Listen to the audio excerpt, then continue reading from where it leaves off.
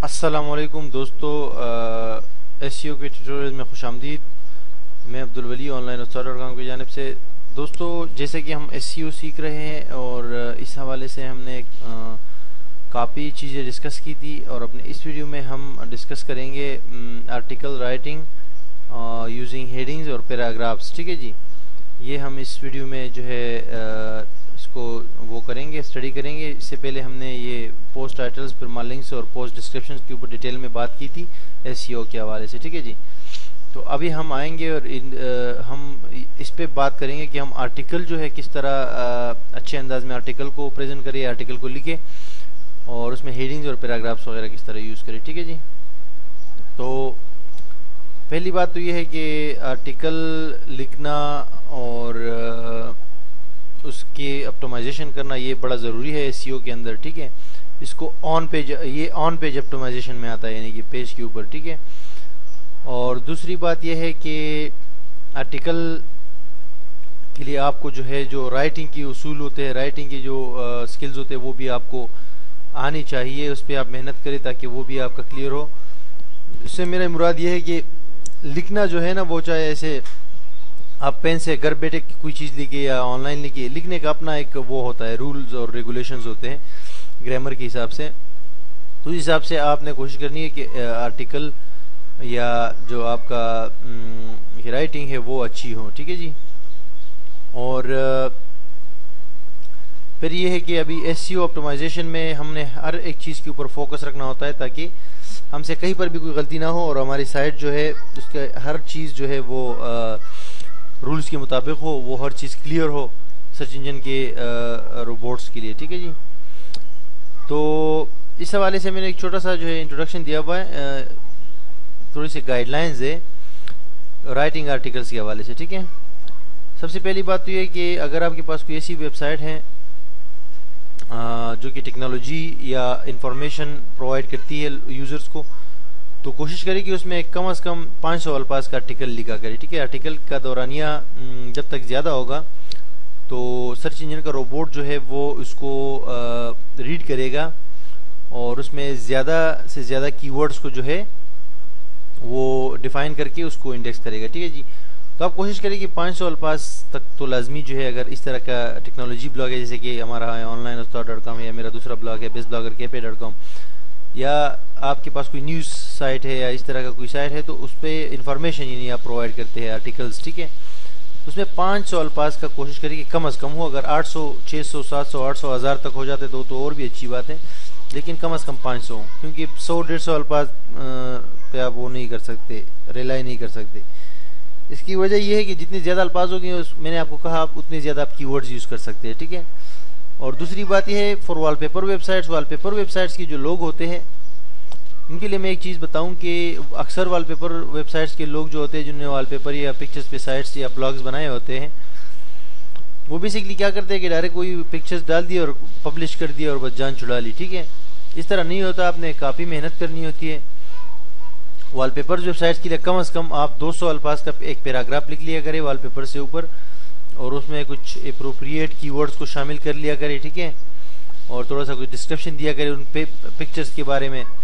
तो जितने अच्छे अंदाज में आप वॉलपेपर को पेश करेंगे और इस तरह के कुछ अल्फाज लिखेंगे तो वॉलपेपर्स के ऊपर अच्छा असर पड़ेगा और वॉलपेपर तेज़ी से इंडेक्स होंगे। ठीक है जी, ये वॉलपेपर साइट्स के लिए था।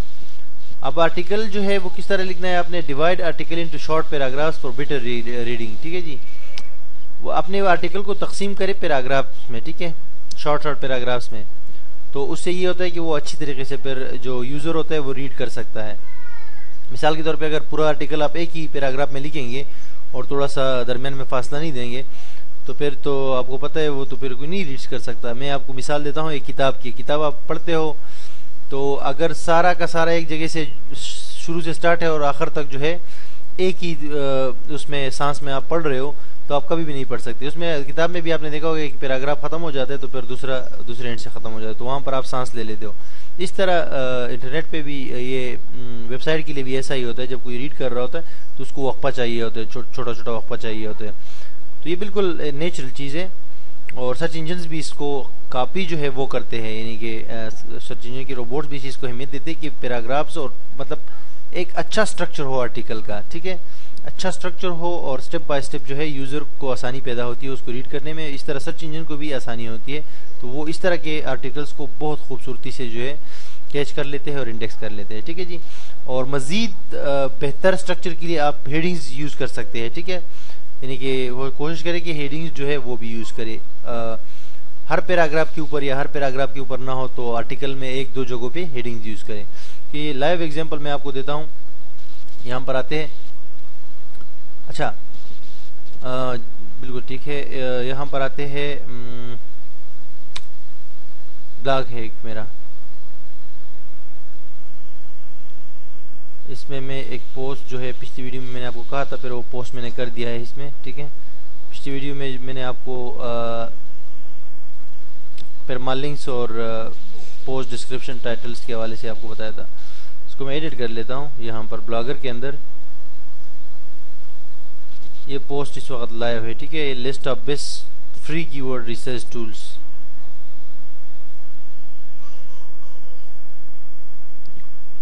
तो बेसिकली ये आर्टिकल है, यहाँ पर आप देख सकते हैं, ये इसका टाइटल है और ये बाकी आर्टिकल है, ठीक है जी। आर्टिकल इस तरह स्ट्रक्चर में लिखा हुआ है, देखो। अब आते हैं इसको लाइव देखते हैं, ठीक है जी।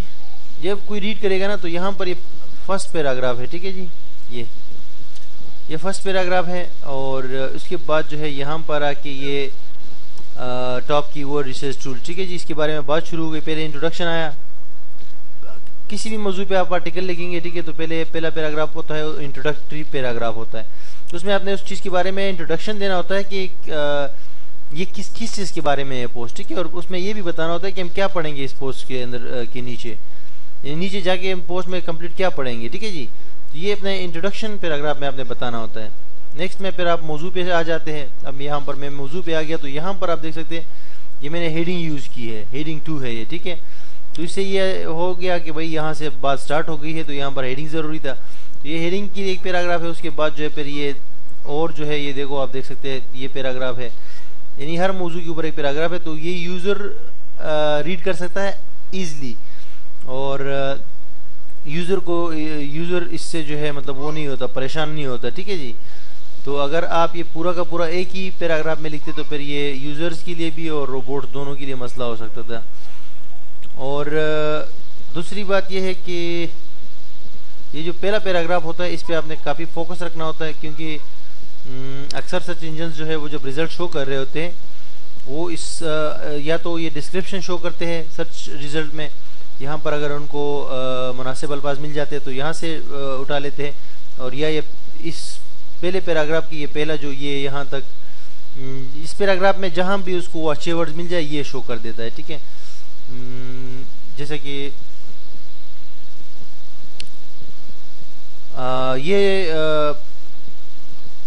हमने पिछली बार जो है ये एसईओ के ट्यूटोरियल्स का जो है वो सर्च किया था, एसईओ ट्यूटोरियल्स के नाम से हमने कीवर्ड सर्च किया था यहाँ गूगल में, और इसमें ये हमने एक साइट को चेक किया था ना, तो आप देख सकते हैं ना ये लिखा हुआ है जो ये डिस्क्रिप्शन है, ठीक है जी। ये सर्च इंजन गूगल ने जो है इस आर्टिकल के ये जो मेटा की ये जो सर्च डिस्क्रिप्शन है इससे नहीं उठाई है, इसने इसके पहले पैराग्राफ के पे कुछ वर्ड्स उठाए हैं, ठीक है जी। तो इस तरह अगर इसको सर्च इंजन को यहाँ से कोई अच्छे अल्फाज मिल जाते हैं, अच्छी समरी, तो ये शो कर देता है, अदरवाइज ये पैराग्राफ का पहला हिस्सा। इस पे हम अगली वीडियो में बात करेंगे। इस वीडियो में तो हमारी बात थी कि हम आर्टिकल राइटिंग के हवाले से जो है वो करें, इन चीज़ों के ऊपर जो है फोकस रखें, और आर्टिकल्स खूबसूरती से अगर प्रेजेंट करें तो यूज़र को भी पसंद आएगी और सर्च इंजन को भी पसंद आएंगे, वो इसको वो करेगा, इंडेक्स करेगा। तो ये ऑन पेज के हवाले से ये आर्टिकल राइटिंग वगैरह और ये चीज़ें, आर्टिकल्स आपके बहुत ज़्यादा इंपॉर्टेंट होते हैं, उसको अच्छे अंदाज में लिखना, अच्छे अंदाज में स्ट्रक्चर करना, उसको जो है एसईओ ऑप्टिमाइज बनाना, ये पहला आपका गोल होता है ऑन पेज में। जो ऑन पेज की चीज़ें मैं कह रहा हूँ ये आपके पहले गोल होते हैं, और उसके बाद ऑफ पेज पे जब हम जाएंगे तो वहाँ पर मैं आपको फिर बताऊंगा कि हमने इन आर्टिकल्स को मज़ीद किस तरह जो है ऑप्टिमाइज करना है आउटसाइड अबाउट साइट। सो हमारे साथ रहिएगा इस कोर्स में। अल्लाह हाफिज़।